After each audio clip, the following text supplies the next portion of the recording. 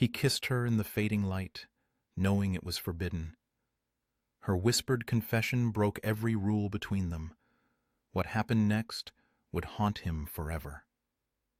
I never imagined that a casual weekend escape to the coast could etch itself so deeply into my memory, becoming a story I'd replay in quiet moments for years to come. At 22, I was navigating the choppy waters of early adulthood, balancing part-time shifts as a mechanic at Bayport Auto, a gritty little garage tucked near the old lighthouse in Bayport, California, with evening classes in automotive engineering at the community college downtown. Bayport was a modest town, hugged by the Pacific, where life moved at the rhythm of the tides. I rented a compact one-bedroom in the Harbor View complex on Elmwood Drive, a weathered building with salt-flecked windows and balconies that creaked in the wind. It was my first real taste of independence after leaving my parents' house in the inland suburbs, a place where I could hear the waves at night and feel like I was finally charting my own course. That particular Saturday dawned clear and inviting, the kind of summer morning that pulls you out of bed with promises of freedom. I grabbed my surfboard from the storage locker in the basement, its fiberglass surface scarred from countless wipeouts, and made my way to the beach just beyond the dunes. The sand was still cool underfoot, dotted with early risers, joggers tracing the shoreline, a few fishermen casting lines into the surf. The waves rolled in with a steady roar, foam cresting like white crowns before crashing against the rocks. Surfing was my ritual, a way to shake off the grime of engine oil and classroom lectures, letting the cold water wash away the week's frustrations.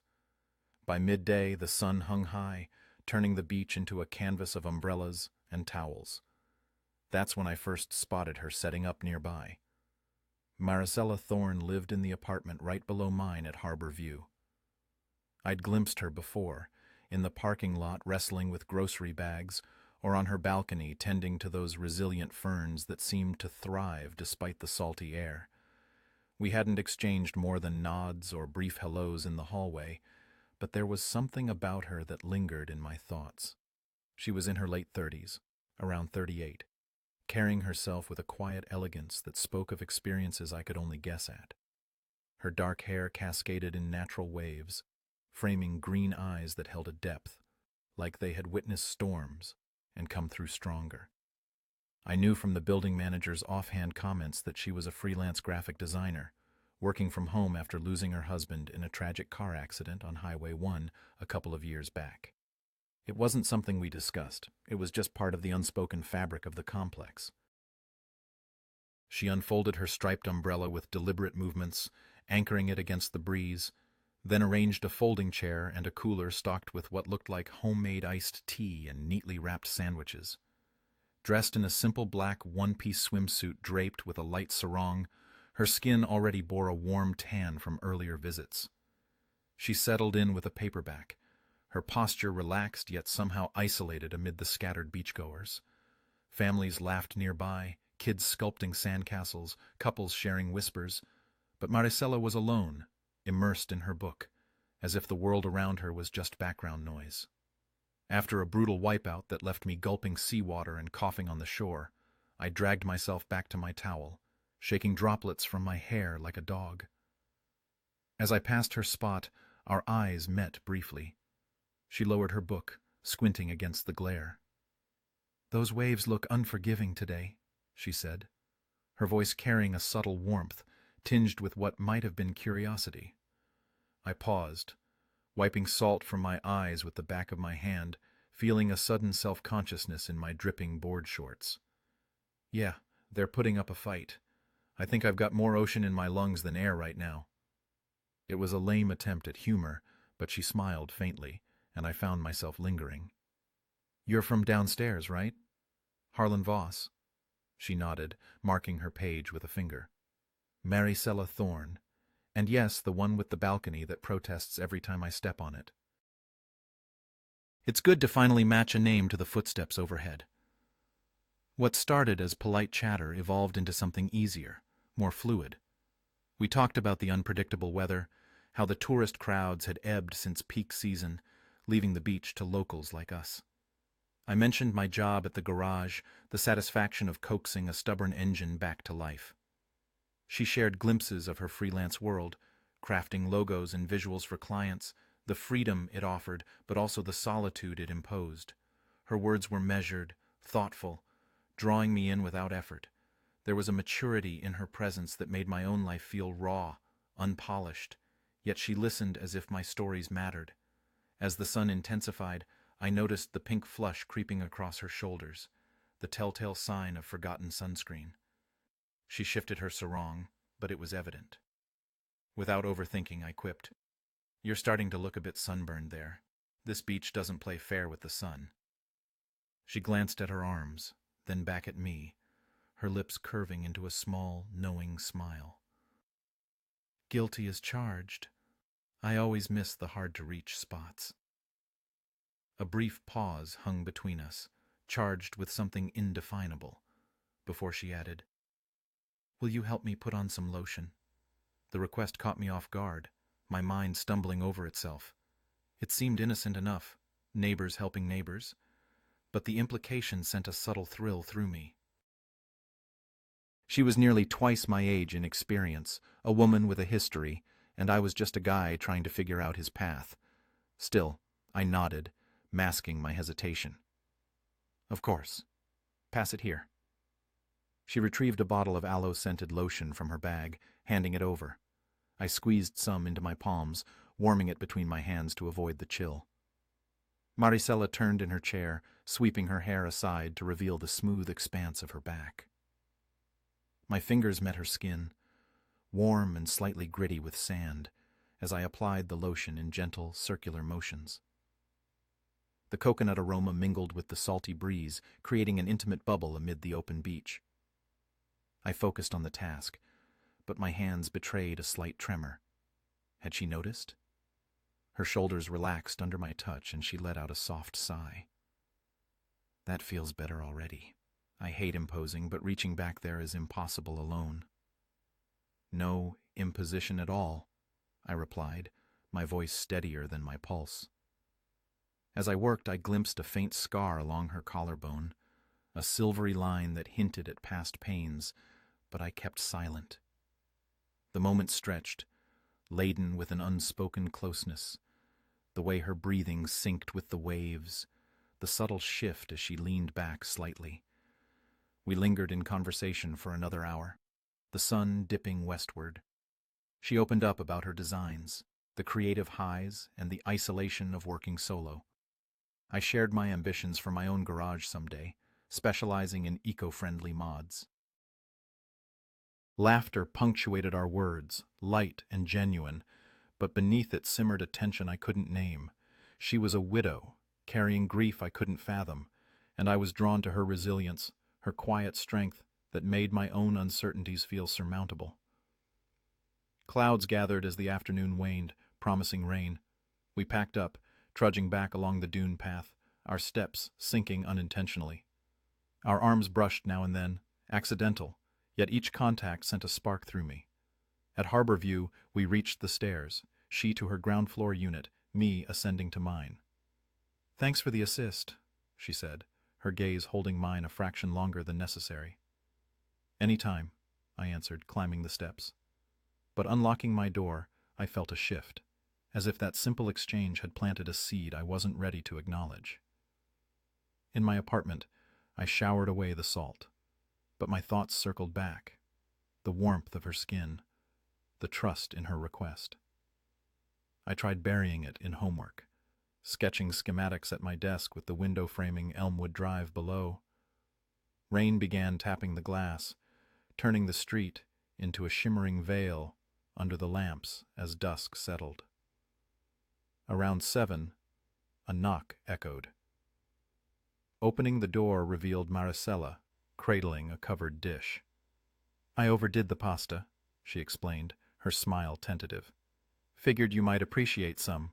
Repayment for the lotion duty." I stepped aside, inviting her in. My space was basic, a worn couch, textbooks scattered on the coffee table, a kitchenette humming with the fridge's low buzz. We ate at the small table, rain drumming a steady rhythm outside. Talk turned deeper. She spoke of her husband, their college meeting, the life shattered by that accident. Her voice wavered once, eyes averting to compose herself. 2 years now. Some days it's like breathing underwater. I shared my own doubts, the parental push for quicker success, the fear of stagnation in Bayport. She offered insights, wise without condescension. You're at the start, Harlan. Time's your ally. Don't force it. Clearing plates, our hands grazed in the sink, the touch lingering. As she prepared to leave, she hesitated at the door. This was unexpected, but nice. Company isn't something I seek often anymore. Same here, I confessed. The hallway light shadowed her features, accentuating the subtle lines of experience that drew me in.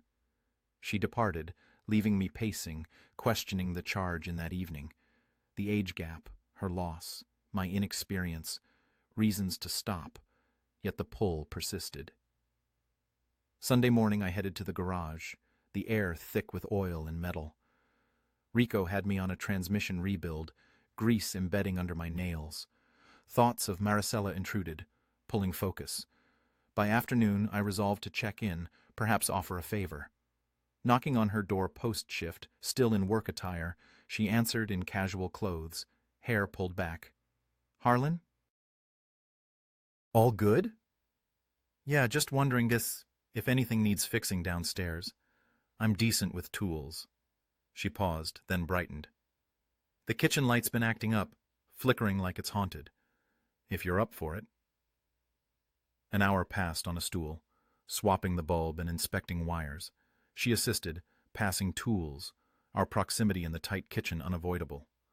Once our fingers met over a screwdriver, and she held on a beat longer. You're skilled, she observed, her tone appreciative. Years of practice, I said, looking down. From there, her neck's curve, her quickened breath. It thickened the air, humidity from last night's rain amplifying the closeness. Finished, she brewed coffee, and we sat on her couch, delving deeper. She confided in her isolation post-loss, friends fading away. They don't know how to handle it, so they vanish. I empathized, admitting my own solitude, scattered friends, no deep ties. Being alone gets old fast. Our gazes locked, silence swelling with potential. She was worlds ahead in life, yet vulnerable. I saw the fracture in her composure, the yearning for connection mirroring my own. Leaving, her hand brushed my arm. Thanks, Harlan. Truly. That contact echoed through my night. This was just the start. But he had no idea how swiftly things could spiral beyond control. The week after that beach day felt like walking on a tightrope, every step deliberate, yet unsteady. Bayport's salty air clung to everything, my clothes, my truck, my thoughts, but it was Maricela Thorne who lingered most. At 22, I was used to fleeting sparks with girls my age, the kind that flared bright and burned out fast, but this was different. It wasn't just her beauty, those green eyes that seemed to hold entire novels, or the way her dark hair caught the light like it was woven from dusk. It was her presence, steady yet fragile, like a lighthouse weathered by storms but still standing. I'd catch myself replaying our conversations, the warmth of her skin under my hands from that lotion moment, and I'd scold myself. She's your neighbor, Harlan. She's 38, a widow. You're a kid playing at adulthood. Let it go. But letting go wasn't as simple as it sounded. Monday morning broke with a gray haze over Elmwood Drive, the ocean's rhythm muted by a low fog. I was hauling my toolbox to my truck for a shift at Bayport Auto when I spotted Maricela in the Harbor View parking lot. She was wrestling a heavy canvas tote into her old Volvo, her hair tied back in a loose knot. I hesitated, then jogged over, wiping my hands on my jeans. Need a hand with that? I offered, gesturing to the bag bulging with sketch pads and markers. She looked up, startled but smiling. Harlan, you're everywhere. Just heading to a client meeting in Santa Rosa. Some new cafe on Marlow Road needs a logo. But sure, if you want to play pack mule. Her tone was light, teasing, but her eyes held that quiet depth I was starting to crave. I hoisted the bag into her trunk, our shoulders brushing as I closed it. Her scent, something soft like lavender and clean cotton, hit me, and I stepped back to steady myself. Sounds like a big deal. You gonna make their coffee cups famous? She laughed, tucking a stray hair behind her ear, revealing that faint freckle under her left eye I'd noticed before. If I'm lucky. It's just a paycheck, but I like the challenge. She paused, her gaze lingering. Hey, if you're not swamped later, I've got a bookshelf in my place that's one bad day away from collapsing. I'm useless with tools. Could you maybe take a look? My pulse quickened, but I kept my voice even. Yeah, I can swing by after work. No problem. Good, she said, her smile softening. I'll owe you another pasta dinner or something. The day at the garage dragged, my hands buried in a pickup suspension, while my mind wandered to Maricella's apartment. Rico, my boss, caught me fumbling a wrench and squinted at me over his coffee mug. What's with you, Voss? You're moving like your head's in the clouds. Late night, I mumbled, dodging his stare. But it wasn't a late night keeping me off balance. It was her. The way she'd asked for help, casual but deliberate, like she was testing the waters. I shook it off, focusing on the bolts, but her image kept creeping in. Her poised silhouette against the beach, the vulnerability in her voice when she'd mentioned her husband. After my shift, I showered off the grease in my apartment, the small space feeling emptier than usual. The rain from the night before had left puddles along Elmwood Drive, reflecting the streetlights as I made my way downstairs around 6 p.m. Maricela answered her door in a loose sweater that slipped off one shoulder, jeans hugging her frame, her hair up in a messy bun that made her look younger, though the fine lines around her eyes whispered her age. 38, she'd said, and it showed in the quiet confidence of her movements. You're a saint, she said, stepping aside. Come in. Her apartment was a world apart from mine, lived in, vibrant, with walls adorned with her sketches. Bold coastal scenes, abstract swirls of color that felt like her mind spilled onto paper. A lavender candle flickered on the counter, filling the air with a soothing warmth.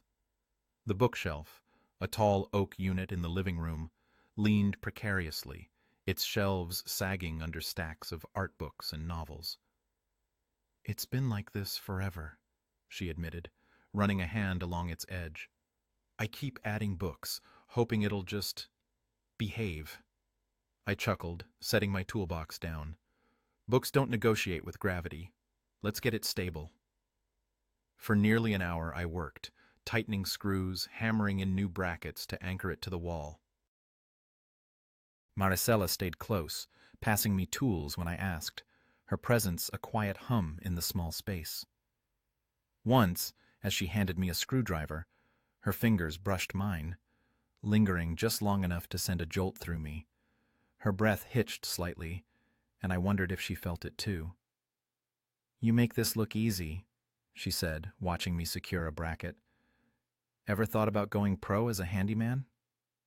Nah, I replied, wiping sweat from my brow. Cars are my thing, engines, wiring, the whole mess. This is just helping out. I glanced at her, catching the way her eyes followed my hands, steady and intent. Neighborly of you, she said, her voice softer now, almost a murmur. We stepped back to inspect the now steady shelf, and the air between us thickened, like the room itself was holding its breath. She offered iced tea, pouring 2 glasses from a pitcher in her fridge, and we settled on her couch, the candle's glow casting shadows that danced across her face. Conversation flowed, her latest project, a mural for a community center in Bodega Bay, my stories from the garage, like Rico's infamous trunk lock-in. But beneath the easy banter, something simmered. Her knee was inches from mine, and when she laughed at one of my dumb jokes, her hand grazed my arm, staying there a moment too long. My heart thudded, loud enough I was sure she'd hear it. You're easy to talk to, Harlan, she said suddenly, her voice dropping. Most people, they don't really listen. Not like you. I swallowed, my throat dry despite the tea. You're not so bad yourself, I said, aiming for light but landing somewhere heavier. I mean, you're different. In a good way. Her eyes flickered, a mix of warmth and uncertainty. Flatterer. I'm 38, Harlan. I feel every bit of it some days. She looked down at her glass, her fingers tracing its rim. You're what, 22? You've got your whole life ahead of you. Age doesn't mean much when you're just talking, I said. But the words felt inadequate. The silence that followed was heavy, charged with questions neither of us dared ask. She was a widow, carrying a loss I couldn't touch. I was a kid, barely grounded, drawn to her like a moth to a flame. She stood abruptly, breaking the spell. I should let you get back. Class is tomorrow, right? Yeah, I said, standing too, reluctant to leave. At the door, she paused, her hand on the knob, her eyes meeting mine. Thanks for the shelf. And for the company. Anytime, I said, my voice low. As I climbed the stairs to my apartment, her touch, those fleeting moments, burned in my memory. I paced my living room, the rain's soft patter outside mirroring my restless thoughts. Was I reading too much into this? She was being friendly, right? But the way her fingers lingered, the way her eyes held mine, it wasn't just neighborly. Tuesday, I didn't see her, but I heard her balcony door creak as she tended her ferns, the sound pulling me to my window like a magnet. I almost went down to say something, anything, but stopped myself. What was I even chasing? Wednesday, though, the universe had other plans. I was at the Sycamore Lane market, grabbing coffee and a bag of chips, when I spotted her in the produce aisle, inspecting avocados with a critical eye. I hesitated, then walked over. Need an expert opinion on those? I asked, grinning. She looked up, her face brightening. An avocado connoisseur, huh? Impress me. I've got skills, I said, picking a ripe one and handing it to her. Our fingers brushed, and that spark flared again, sharp and undeniable. We wandered the aisles together, her cart filling with kale and organic tomatoes, mine holding my sad bachelor haul. She teased me about my diet. Chips and coffee? You're gonna crash by 25. And I fired back about her health food obsession. You're one kale smoothie away from turning green, I said, earning a laugh that lit up her face. At the checkout, she turned to me, casual but deliberate. There's an art fair Saturday at the pier. I'm showing some sketches. If you're free, you should come. No pressure. I'm in, I said, too quickly, my heart racing. Her smile lingered as we parted, and the invitation felt like a door cracking open, one I wasn't sure I should step through but couldn't resist. Saturday morning, the boardwalk buzzed with the art fair's energy. Tents lined with crafts, the air thick with fried dough and sea salt.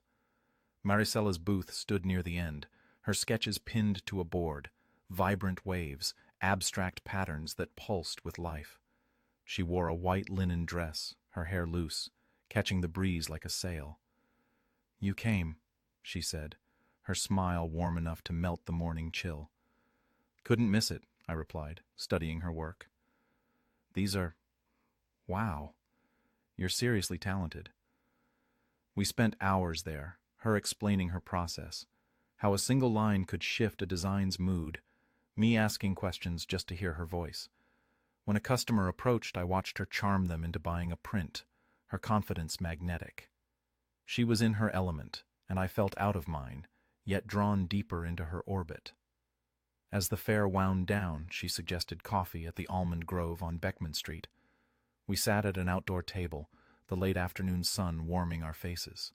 Talk turned personal. She admitted she hadn't done events like this since her husband's death. It feels good to be out, she said, stirring her latte. Thanks for being here. Thanks for asking me, I said, my voice low. Our eyes locked, the world narrowing to the clink of cups and the distant crash of waves. She looked away first, her fingers tightening around her mug. "Harlan, you're not what I expected," she said, her voice barely audible. "You make me feel lighter. I haven't felt that in a long time." My chest tightened. "You do that for me too," I said, the words spilling out, like I'm not just drifting. The silence that followed was electric, heavy with unspoken truths. She stood, saying she had a client call, but as we walked to her car, her shoulder brushed mine, deliberate or not, and she didn't pull away. Everything hinges on what she says next. It's a moment that will leave a mark on him forever. We walked toward her Volvo in the parking lot behind the almond grove, the gravel shifting under our shoes like whispers we couldn't quite hear. The sun was sinking low, stretching shadows across the lot, and tinting the sky with strokes of orange and pink that mirrored the ocean's distant gleam.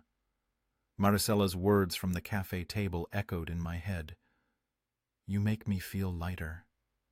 It was a confession wrapped in simplicity, but it carried the weight of everything unsaid between us. At 22, I should have been chasing uncomplicated fun, not this tangled pull toward a woman who had lived through losses I could barely comprehend.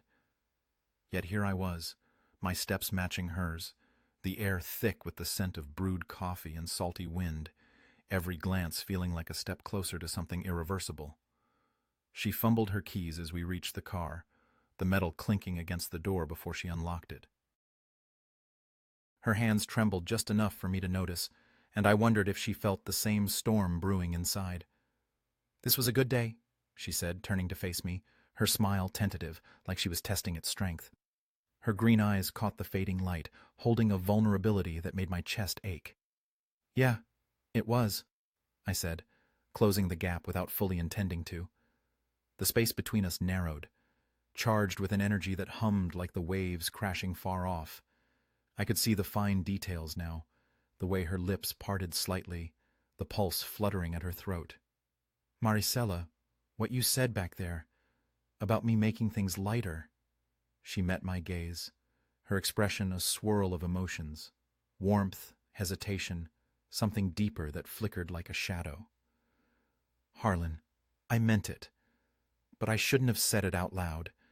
You're so young, and I'm carrying all this history."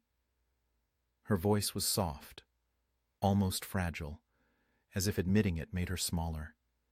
She glanced toward the pier, where the art fair tents were folding up like closing chapters, seeking an anchor in the familiar.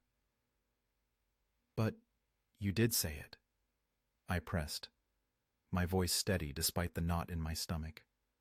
I reached out, my hand grazing her arm, feeling the warmth through her sleeve. She didn't flinch. Instead, her fingers curled lightly over mine, holding there.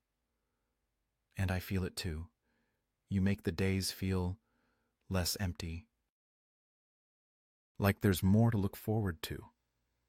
Her breath caught, audible in the quiet lot, and she stepped closer, her hand sliding to my chest, right over my heart. I could feel it pounding under her palm, betraying every doubt I tried to bury. For a frozen moment, the world blurred. The distant hum of traffic on Beckman Street, the cry of gulls overhead, narrowing to just us. Then, slowly, she leaned in, her eyes closing as our lips met. The kiss was tentative at first, a brush of uncertainty, soft, like testing the depth of water. But as I pulled her nearer, my arms wrapping around her waist, it deepened into something urgent, a release of the tension we'd both been carrying. Her hands found my hair, fingers threading through it, and I tasted the faint salt of what might have been tears on her lips. Hers or mine, I couldn't tell. We parted, breathless, her forehead pressing against mine as if to steady us both. "What are we doing, Harlan?" she whispered, her voice trembling with a mix of fear and wonder. "I don't know," I admitted, my thumb tracing her cheek, wiping away a stray tear that had escaped. "But it doesn't feel wrong. Not to me." She pulled back just enough to search my eyes, her own glistening. I'm scared. It's been years since I've led anyone close like this. And you? You're just starting out. What if I'm taking advantage? What if this is a mistake we'll both regret? Her words stung, echoing the doubts that had plagued me, the age gap yawning like a chasm, her widow's grief a barrier I couldn't dismantle. Society would see it as unbalanced. Me, the young mechanic with grease under his nails. Her, the poised designer with a life already marked by loss. Neighbors at Harbor View might whisper if they knew. My friends would joke or judge. But in that instant, with her so close, those voices faded. It's not a mistake, I said, my voice firmer than I felt. We don't have to label it or rush, just let's see what this is. She nodded, a small, tentative smile breaking through the uncertainty. Okay. Slowly. I need that. Her hand squeezed mine, a silent promise amid the chaos. We drove back to Harbor View in separate cars, me trailing her Volvo in my rusty truck, the short drive stretching like an eternity. My mind raced with what-ifs. What if she regretted the kiss by morning? What if this shattered the fragile ease we'd built? Parking in the lot, I saw her waiting at the entrance, her silhouette framed by the building's lights, expression a blend of resolve and nerves. "Come up?" she asked, her voice low, almost shy. I followed her inside, the stairs creaking under our steps like they knew the weight of the moment. Her apartment enveloped us, the lavender candles still burning, casting a golden flicker across the sketches on her walls, the air warm and inviting. She closed the door, and we stood in the living room, the silence thick, neither sure how to bridge it. "Wine?" she offered, moving to the kitchen with purposeful steps. "I think we could use it to unwind."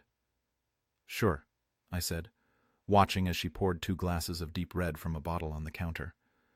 Her hands were steadier now, but I caught the subtle shake as she handed me mine. Our fingers brushed, reigniting that spark from the parking lot. We settled on the couch, closer than before, the wine's warmth spreading through me as we sipped. The silence broke when she spoke, her tone reflective.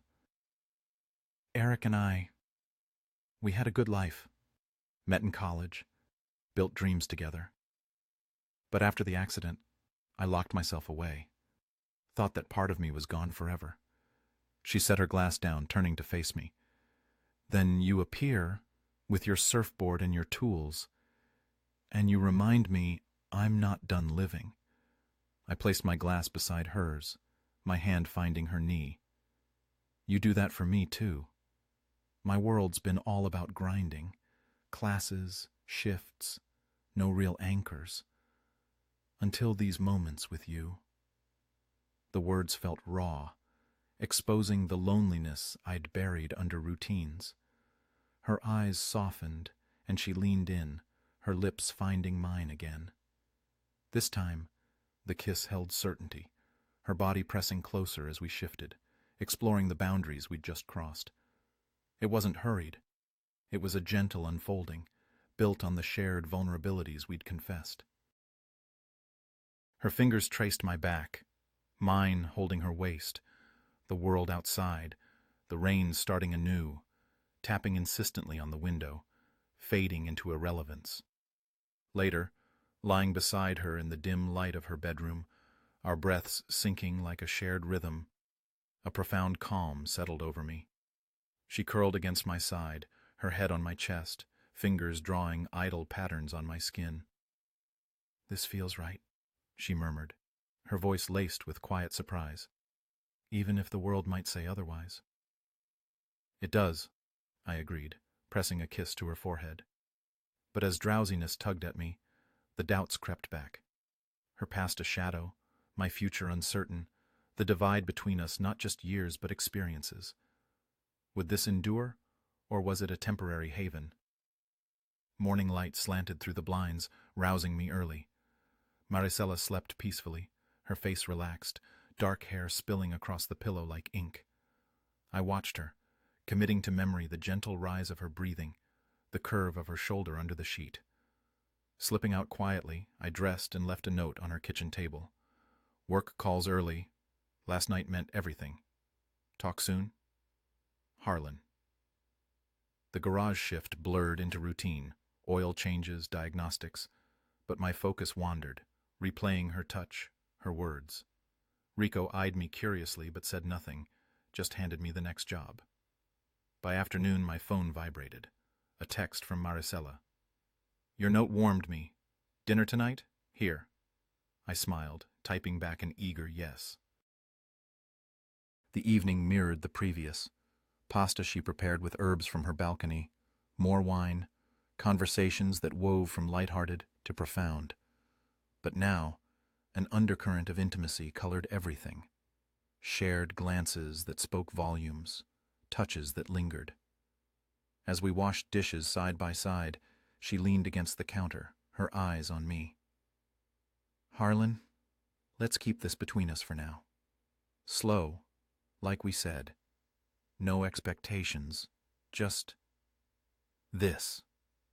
Agreed, I said, drying a plate before pulling her into an embrace. She fit against me perfectly, her head tucking under my chin, and in that hold, the external pressures, the judgments, the moral qualms, dissolved for a while. The following week unfolded in stolen fragments, brief hallway encounters that stretched into conversations, quiet dinners where we unpacked more of our lives, evening walks along the beach where it all began, our footprints mingling in the sand. She shared deeper layers of her grief, the empty routines after Eric's death, the friends who faded, and I opened up about my fears, disappointing my family, getting trapped in Bayport's smallness. The age difference surfaced subtly, her nostalgia for music from decades past, my fascination with emerging tech. But it became a bridge, fostering understanding rather than division. One night, on her balcony overlooking Elmwood Drive, stars pricking the sky above the murmuring ocean, she took my hand. I never saw this coming, she said, her voice soft against the night. But I'm grateful it did. Me too, I replied, interlacing our fingers. In that quiet admission, the internal battles, the shouldn'ts and what-ifs, quieted. We weren't rebelling against norms. We were two souls finding unexpected solace. The future loomed uncertain,